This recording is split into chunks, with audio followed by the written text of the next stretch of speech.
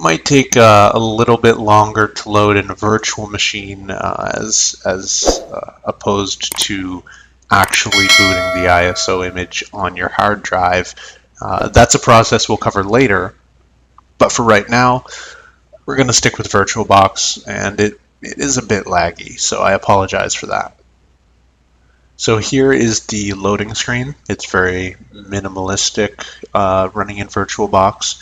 It is quite a bit different, but again, we'll get into that. So we're just going to wait for it to boot. It showing a warning message there that's not really important because it is going to load. Now, once it does load the interface, we're going to see that we get scroll bars here. We can scroll up and down or left and right. We don't want that. That's going to make it difficult to navigate the machine. So what I'm going to do is go up to View, go to Full Screen Mode. Now in full screen mode, if you want to exit, you've got this little menu down at the bottom that you can access. You can unmaximize it, you can entirely close it if you want to. We're just going to let it load up the installation.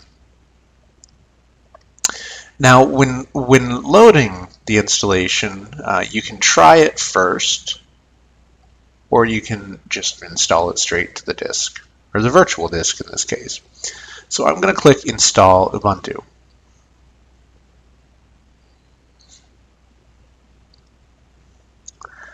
For the purpose of this video, I don't want the installation to take too long, so I'm not going to download updates while installing, but I am going to install third-party software.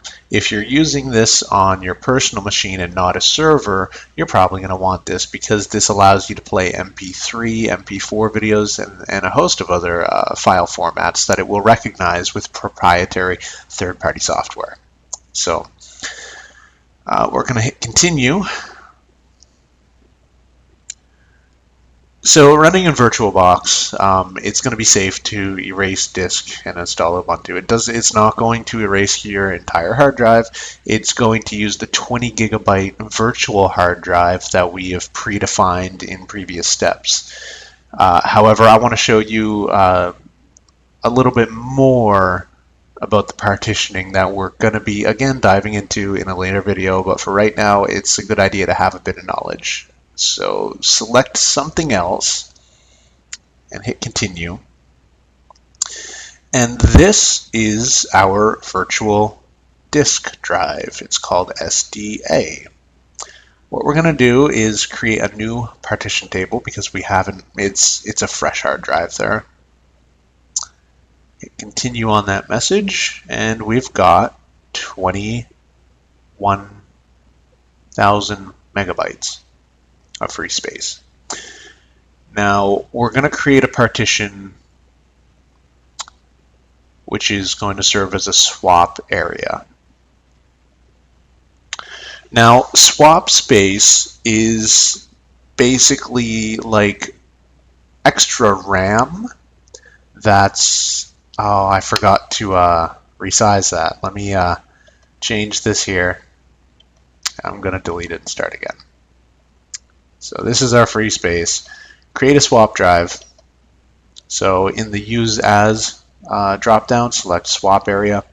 Change this to about 5 gigabytes. That should be fine. And hit OK. So swap space serves as sort of extra random access memory that is not on the RAM, but it's actually on the hard drive. So it's a bit slower than RAM, and it uses it for different reasons, and it's necessary. So on an actual installation, I like to set that to about 8 to 16 gigabytes, but we're working with limited space here, so I'm going to make it 5 gigabytes. Now once you get that created, you're going to see that the free space is now down here, and we've got 16 gigabytes left. So hit the plus sign down here. We're going to use it as ext4 journaling file system. That's just the file system type. If you drop that down, you've got all sorts. You can use the old FAT32, FAT16. We're going to stick with this. This is the best option to choose when running Linux. It's really fast. And the mount point, we're going to set that to a /.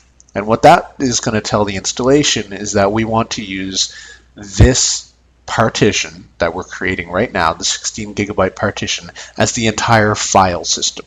So in Linux, / represents the root. And if I wanted to set this to my home partition, which is a specific partition for user files, I could actually type home, reduce that size, and then use another partition for the root. We'll get more into that.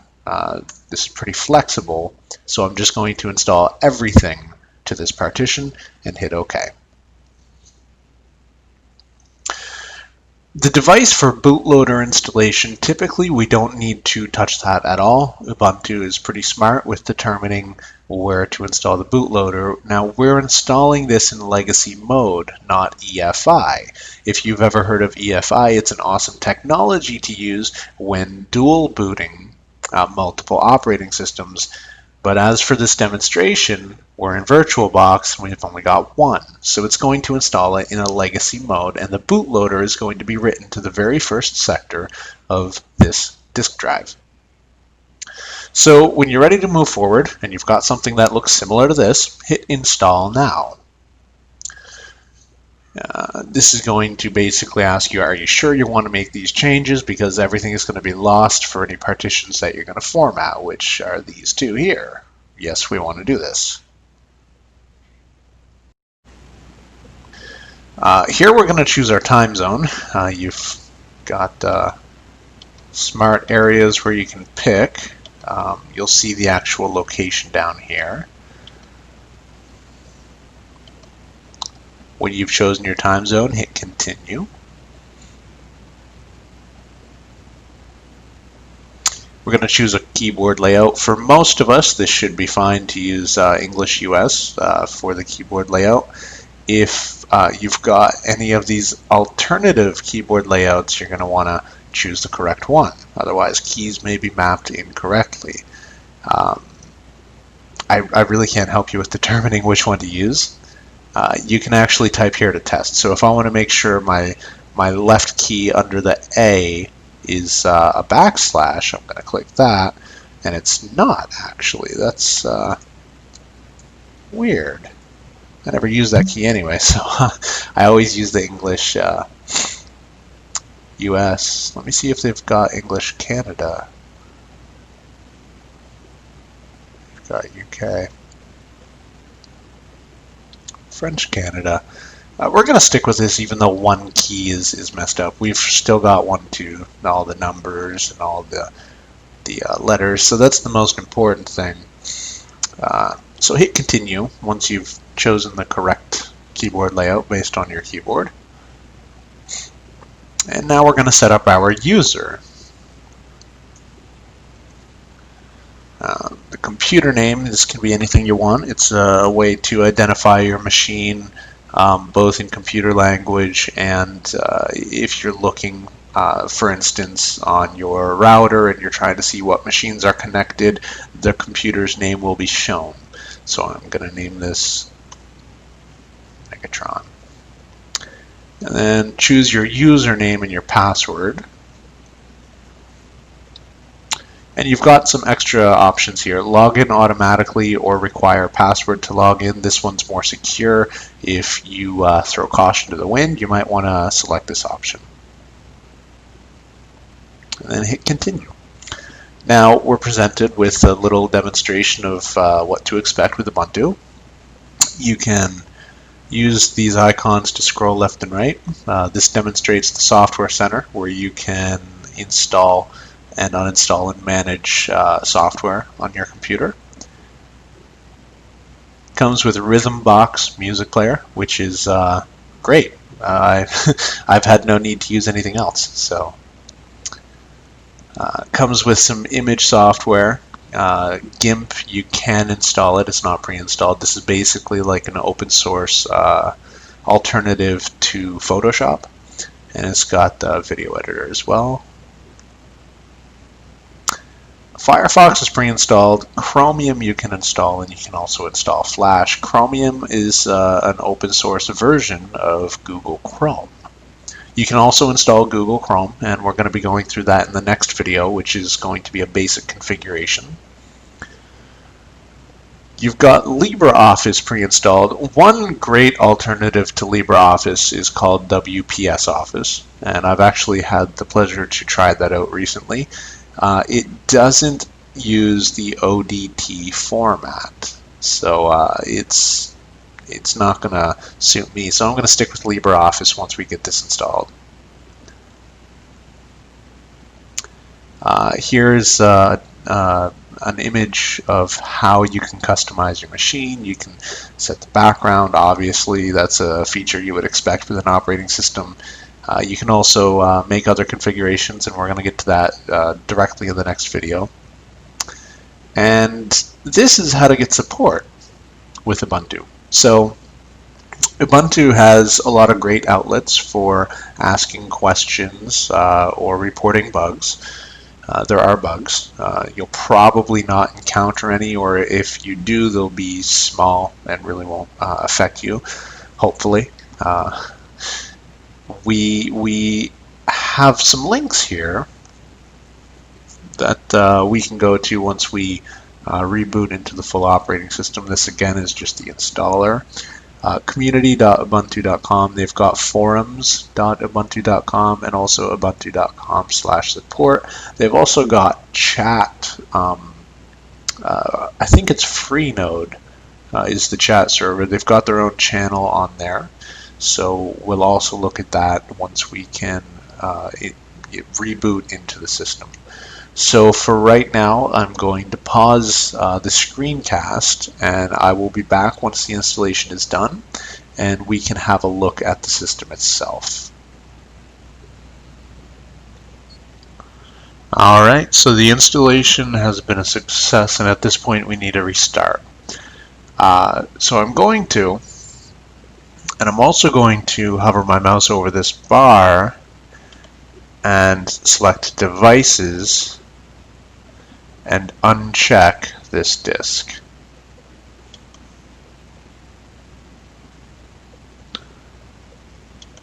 I think we need to wait actually.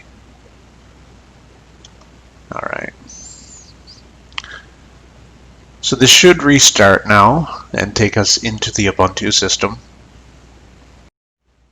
Hey guys, so the virtual machine actually locked up there on that warning message, so I had to use the window controls to actually close it. Hopefully you guys don't have the same issue. But once we have that shut down, we want to make sure that it's not going to try to boot up using the same ISO, because we no longer need to install it. So we need to make sure that this is empty. If this is checked, just click it. It should uncheck it. Hit OK. And now we're going to start the machine.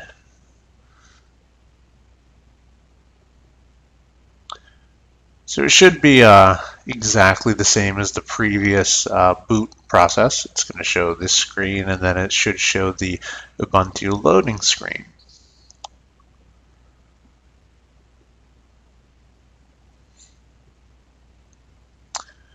So I'm going to do the same thing. I'm going to click View in the menu bar and go to full screen mode. You can also click a combination of the right control key and F in order to do this. So this is called Light DM. It's the login screen manager for Ubuntu. We see our user here and a password, so I'm going to put in my password here and hit enter. There we go. So this is Ubuntu, and it's going to load up with a modal during your first launch that shows you keyboard shortcuts. The most notable thing here is that the super key here is what the Windows key is called. So on your keyboard, you've got a key in the lower left that has the Windows icon on it. That is the super key. So thanks for joining me, and in the next video we're going to be going through a basic configuration of the system. Hello world, this is Nick. Thanks for joining me again. In this video we're going to be setting up Ubuntu and performing some basic configurations for the system. First off, we need to install a VirtualBox component called Guest Additions, and this allows us to run the virtual machine more stable and with higher performance. So as again in the previous videos, I'm going to full screen, and then once you've got this, in the menu bar on the bottom you're going to select Devices and insert Guest Additions CD image. I've already inserted that, which is right here. Now as you can see, the performance here is quite horrible. So I'm going to run this. I click on Properties. I'm going to make sure that it's executable, and it is. Now we do have to go into the terminal or command line for a moment. So this is going to be your first look at the terminal. We are going to cover quite a bit of the command line interface in Linux in, I believe, the second or third module of this series. It's quite big and it can do quite a bit. So hit the super key, and that's going to bring up the dash. You can also click this icon on the top left to bring up the dash. Here we have different scopes. So the default home scope is going to be loaded right now. I'm going to switch to applications. In applications, we're going to see installed, recently used plugins. So I'm going to select installed, and here we can actually look at the applications that are installed in the system right now. This is pretty inefficient if you're trying to launch an application and know exactly which application you want to load. So I'm going to close the dash here.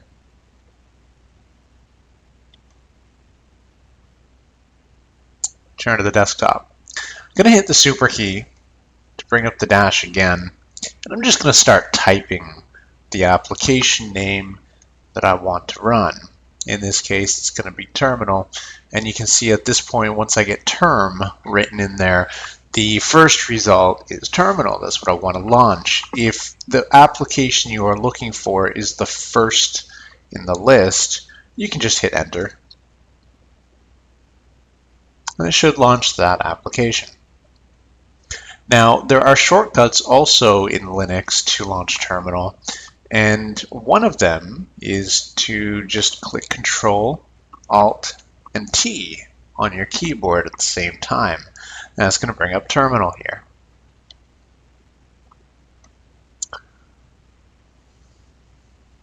Now what we need to do is open it in the specific location. So within the file manager, I'm going to right click and click Open in Terminal. Now here we can see this is the location that we're in. We're in VBox Additions right here. So what I'm going to do is run this program here.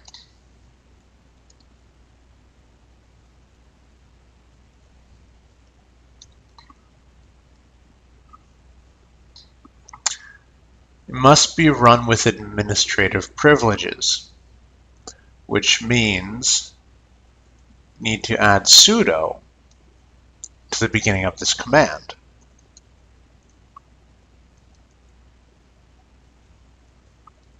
And the great thing about Linux is that for anything to actually modify the core of the system, install applications, remove them, stuff like that, it requires administrative rights, and it's going to force you to enter your password. Now this can get frustrating sometimes, and so there are ways around it, and we're going to discuss that in very near future.